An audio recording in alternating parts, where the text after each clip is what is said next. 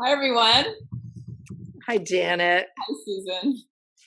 Will you turn your volume up a tiny bit? Yes. We are having a serious amount of fun, aren't we? Oh, my goodness. This is, yes, this is such a vibrant topic that I think just we can all relate to, even if we don't have children. This is Yeah. a just incredible life theme that I think is so important. I've been thinking a lot as you and I have been meeting and preparing and working on our outline and curriculum.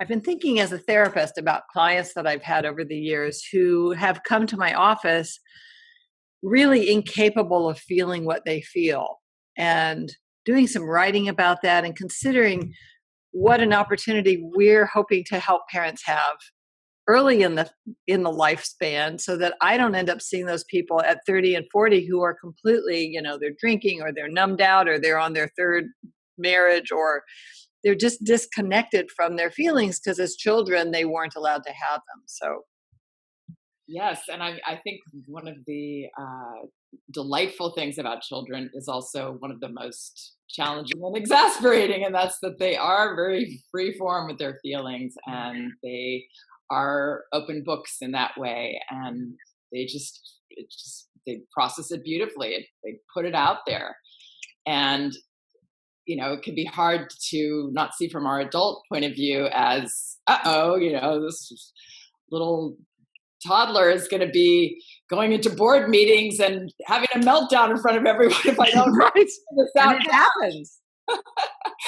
But I think the idea that we have to figure this out now and fix it and make them stop and make them control this, or we have to control it somehow, that's going to be the answer to them going into the board meeting as an adult and being able to have self-control and keep it together. And it actually doesn't work that way at all. Yeah. It works the opposite, actually. Yeah. More that we normalize and encourage our child to share and to feel, to experience all the uncomfortable parts, and our own self-control in this situation, hopefully as much as possible. That's actually the way that they do develop it in a healthy manner. But I get a lot of questions about that, and I'm sure you do too. And I think as a therapist, you can probably speak to the actual process, how it looks. Well, it's like this sort of idea that a lot of us grew up with, which is the term you just used, self-control and restraint. And so, Joe walks into the boardroom and is unhappy with what his team has been doing. And version A of Joe is very restrained, and version B of Joe, lets loose. Well, there's a version C. Restraint might come from a sense of maturity and being really in connection with his feelings and having a safe place to process them, or looking at what he's believing and what he's making it mean when his team doesn't perform the way he thought. Version B, of course, is the one who just cuts loose, and he just may have a shorter fuse. A lot of times we put a child down or an adult down who's really explosive and compare that person to someone who's more restrained. But the restrained person may just have come into the world with a longer fuse. And I think what we're aiming for is really version C. This is the person who goes into the board meeting connected with feelings of disappointment, able to assertively express his concerns without targeting and blaming and exploding or repressing everything and trying to act, controlled, right? Right, which does actually sometimes lead to the temper tantrum next time, even if they were able to hold it together in that unhealthy way. This isn't happening, I'm fine. Then they're going to take it out on we're going to take it out on our spouses or, somewhere else. So, it's we have this incredible opportunity in the early years as parents. So, let's talk for a minute about why it's hard for some of us or most of us to just stay present without doing what a lot of us do, which is either try and talk our child out of their upset or offer a solution or a fix. And we're going to obviously in our masterclass go into this in great depth and detail, but I want to at least offer something here, why is it hard for us just to not, to be just in the room, quietly present, witnessing, supporting, without jumping in with, you never appreciate anything, or, settle down like your brother, or just fine, go to your room, or here, let me get fine, you can have chocolate cake for breakfast. Or here, let me fix this other problem you're working on. Yeah. So let's speculate about why that's hard. Yeah, I think it's hard because honestly, I think generation to generation, there's been this kind of message passed down that it's not okay to go there, and that can look different ways. It can look very, punitive, obviously, and or it can just be a really uncomfortable parent when you were upset, that you had as a child. And we got the message, and the message was pretty clear. And I mean, some people obviously didn't have this as much, wonderfully, but most of us got this at least around some feelings. I know with a lot of us, it was the anger was the one that was definitely a no. Maybe it was okay if you cried or felt sad, but yeah, being angry was yeah, not okay. yeah. So it wasn't our parents' fault or their parents' fault or theirs. It just got passed down that way. Yeah. And so, yeah, I think that's one reason. And then, and then I think another is that because of that, we repressed a lot of things as a child. Yeah. Right from the beginning, we repressed, and then now our child is expressing this emotion through behavior or through screaming and shouting and having a tantrum, and it's touching off what's inside us that we're not even aware of anymore, and it's making us suddenly feel that in ourselves.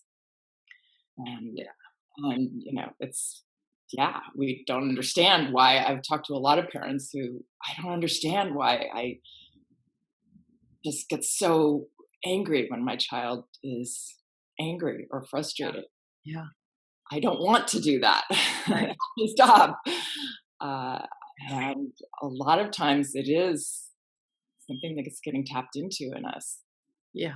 Old past from our past that wasn't, that we never really expressed or expressed all the way. I've had quite a few clients who come to see me because of, and I'm going to go into a gender thing, but this works in all directions. But a mother who comes because her 5-year-old daughter is really vocal when she's unhappy. I don't want to do that. I don't want to go there. I won't wear that. You can't make me. And this is a pretty mild-mannered mom who was a good girl growing up, who wasn't allowed to feel angry or express defiance, and was very trained. Maybe it's not unusual that her brothers were allowed to, but she wasn't, because of gender stereotypes and different rules and standards. And so this mother, this mild-mannered mother, now has this feisty 5-year-old daughter who I believe is a blessing and a tremendous teacher, potential teacher, to help that mother as an adult realize you get to feel all kinds of things as a human being. My last newsletter, I just talked about human beings are feeling machines. And your daughter is inviting you to dip your toe into that world where everything isn't always even, and you can feel things about it. And if you're angry, there's a very good chance that underneath that is frustration and sadness. And your daughter is really bringing you this opportunity, one of your greatest life teachers, to start to rethink or choose differently as an adult how you want to manage emotions when they show up in your body, rather than hiding from them, minimizing them, dismissing them, blaming others, taking it out on someone else. Right? I don't know if that's right, but that's what I've seen anyway. Absolutely. And I think every one of those comments, that's, if we take them all at face value. It's offensive. Wait, I cooked this dinner for you and you don't like it, Yeah. but if we see it as really all of these are expressions of feelings, from the little tips of the iceberg to the bigger ones. Sometimes the tips of the iceberg Yeah. ones are the harder ones to accept. But if we can accept those, often we don't get the whole deal. Often the child feels like, okay, it's okay with my parents that I'm cranky right now, and I just don't like anything. And Yeah. they're not trying to push back on that or say, well, Yeah. yes, you do like it, or Right. but it is very hard as a parent, I think, to keep that open mind that no, these feelings, they're not my responsibility to change. When my daughter says she doesn't like something, that doesn't mean I have to give her something she does like. Right. Just a passing Yeah. feeling that she wants to express. So, oh wow, you don't like that. I'm not going to change what I'm doing as a parent. I'm going to have whatever limits or plan I have. Right. But you're welcome to disagree about things. You're welcome Yeah. to not like things, and I'm not going to take each one of those like hit myself on the head with them and feel worse and worse, getting swallowed up by my child. It's like, that's you. That's what you're feeling. It's Yeah. not Yeah. me, not Yeah. my responsibility. So I think getting that understanding of our role in feelings is, well, that's definitely what we're going to go into in our master class. But Yeah. that is the trick of it. If there's a trick, it's not distancing, but it's just not taking it on as ours. Yes. And And I often will ask parents to consider this question when they do rush in to either talk their child out of an unhappy feeling or fix it. I'm always interested in what's called meta communication, META. So the subtler undertone, sort of the nonverbal part of a message or a communication. And when you tell a child, or a child says, I can't eat this, I hate this, you have to make me something else for dinner, or I can't go to that birthday party unless Sarah's going and Sarah's sick, so I'm not going, I can't go. And we say, fine, I'll stay there the whole time with you, or fine, you don't have to go. That the meta message is, I don't have faith in your capacity to cope with disappointment. And that is such a powerful, unhelpful message. And our kids internalize that. Well, if you decide that she doesn't have to go to the birthday party or whatever the complaint might be, and you accommodate it, you move the universe to where she would prefer it to be, you've deprived that child of the discovery that she can survive when things aren't going her way. It doesn't mean we don't ever change our mind or give them chocolate cake for breakfast. I mean, we'll talk a lot about the sort of nuances of all of this. But I really want parents to think about the other message that they're conveying when they either tell their child, you can't have big feelings because I can't handle them, or you can't cope with this disappointment, so I will fix things to your liking. And those are powerful and not very productive messages. Would you agree? absolutely. And I think the difficult part, just taking the parent side in that, is that I feel like I'm being the best mom in the world to make my child feel better in that situation, or I feel like that is love, that I'm doing a wonderful job. And a lot of what I've had to learn through my training with Magda Gerber and all the experience I've had with parents over the years, over 20 years, is that love looks different and actually with my own children, I really had to learn this. With my oldest daughter, who's very strong-willed, love looks different than what I thought. Love is is preparing your child, for the world in a way that gives them the best chance of being comfortable and truly happy and deep and feeling the whole gamut and experiencing life at a rich level, not just this walking on a tightrope, and if anything goes wrong, I'm going to crash. Yeah. Yeah. Level. And so I've had to, and I'm always have to remind myself, because the gravity will pull us back every time to what we knew in those early years, those formative years. It will pull us back. So that's going to be a constant, it's going to be a constant challenge. I'm not perfect at this by any means after 20 years practicing this, but I have to remind myself to reframe what being the best parent is. I love that. Me too. Yeah, mine, I call it the captain of the ship. You and I had a great podcast recently too, and we talked more about that. So there's one quick question, and then I know we have to sign off. How do we bring up the ideas of feeling sad or frustrated that might be hidden beneath anger without planting them in our child's mind? I don't believe that we give our child the idea that, oh, maybe they're sad about the thing that they're expressing anger over. It's a little similar to asking someone who's profoundly depressed if they're suicidal, which I have to do as a therapist. And I know when I was in training, I was worried that if I asked a very depressed person if they had ever had thoughts of suicide, I would be giving them the idea. And the truth is, it's a tremendous relief when we name something that might be going on, and they will either say with great relief, well, once in a while I have had those thoughts, and then we get it out in the open, or they'll very clearly say, no, I'm not like that. But when we bring these things out, so a child who's very angry, if we say, I wonder if you're also really sad that daddy couldn't be here today, or, that we didn't get to go see grandma last, it's not going to give them the idea that they're sad. Is there anything you want to add? Because I know we have to sign off. Do you want to add something to that, Janet? Yeah, and just the fact that you put it out as a suggestion or a question and it doesn't give them the idea. It's if we say you're frustrated because, which neither you or I recommend labeling, unless we're absolutely positive what it is. But we can say, oh, it can be frustrating. We can use ourselves like, I know it's frustrating when these things happen, or, are you sad about that? Yeah.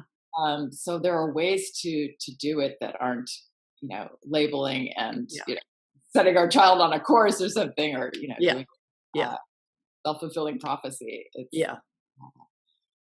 being open to exploring about it. Yes, right. Curious, coming from curiosity. Yeah, I call it pulling the thread.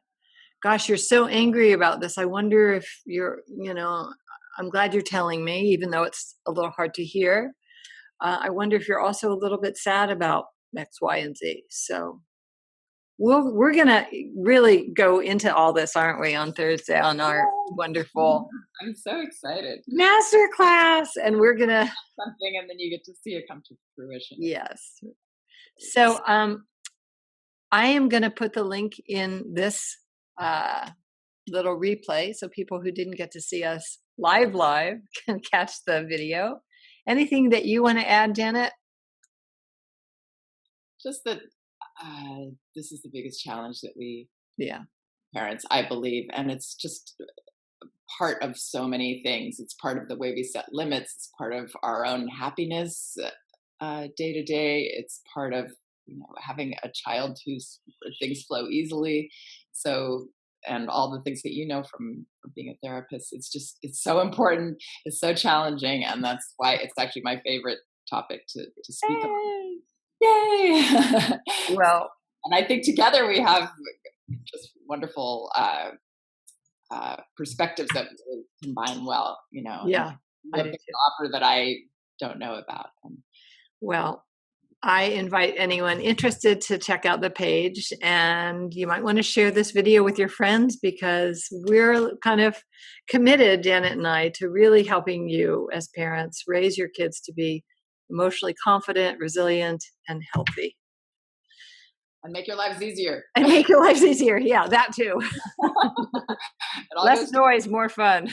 All right. Bye, everyone. Bye-bye. Till next time. Bye, Janet. Bye. See you soon. Yeah.